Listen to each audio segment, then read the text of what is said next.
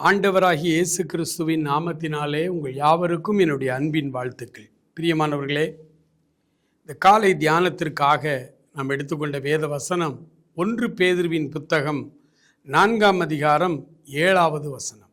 எல்லாவற்றுக்கும் முடிவு சமீபமாயிற்று, ஆகையால் தெளிந்த புத்தி உள்ளவர்களாயிருந்து ஜெபம் பண்ணுவதற்கு ஜாக்கிரதை உள்ளவர்களாயிருங்கள் என்று ஆண்டவருடைய வேதம் சொல்லுகிறது.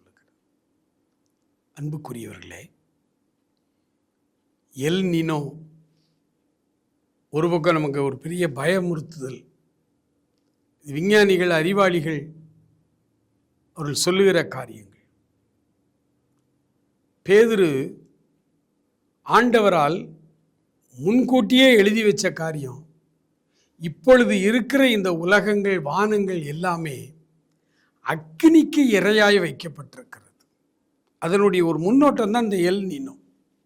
வெயில் வந்தால் திடீர்னு அதிகரித்தா என்ன நடக்கும்? சமீபத்தில் வலைதளங்களில் ஒரு செய்தி, தமிழ்நாட்டில் இப்போ இருக்கிற சூழ்நிலை 2 மடங்கு அதிகமாய் வெப்பநிலை வருமா, மனிதர்களே வாழ முடியாத ஒரு சூழ்நிலை, வெப்பம் அப்படி அதிகரித்து கொண்டே போகும் என்று சொல்லுங்க. இந்த வெப்பத்தையே நம்மால் தாங்க முடியல. இப்போவே வட இந்தியாவில் இதை விட அதிக வெப்பம். இது 102, 104, 110 இதே பயங்கரமாக இருக்கு. ஆனால் இதை விட அதிகமான வெப்பங்கள் வரும் பொழுது என்ன ஆகும்? அப்படி வரக்கூடிய ஒரு வெப்பம் அதிகமான ஒரு காலம் வரப்போகுது. ஆனால் இப்போவுமே வீட்டை சுற்றி மரங்களை வளர்த்து வச்சிருங்க. கிராமம் முழுசுமே மரமாக இருக்கணும். மேலேருந்து ட்ரோன் ஷாட் எடுத்தால் வீடுகளே தெரியக்கூடாது, எல்லாமே மரமாக தெரியணும் அப்படின்னு சொல்லி சமூக வலைதளங்களில் ஒரு ஆலோசனை ஒருத்தர் போட்டிருந்தார். அப்படி வந்தால் தான் நம்ம பாதுகாப்பாக காப்பாற்றப்பட முடியும் அப்படின்னு போட்டிருந்தார். உண்மைதான். எல்லாவற்றுக்கும் முடிவு சமீபமாயிற்று. இந்த உலகம் அழியுமா கேட்டால் அழியும். அழிவுக்கு நேராக தான் இது வைக்கப்பட்டிருக்கிறது. நினையாத நேரத்தில் திடீரென்று இந்த உலகம் வெந்து உருகி சாம்பலாய் மாறும்.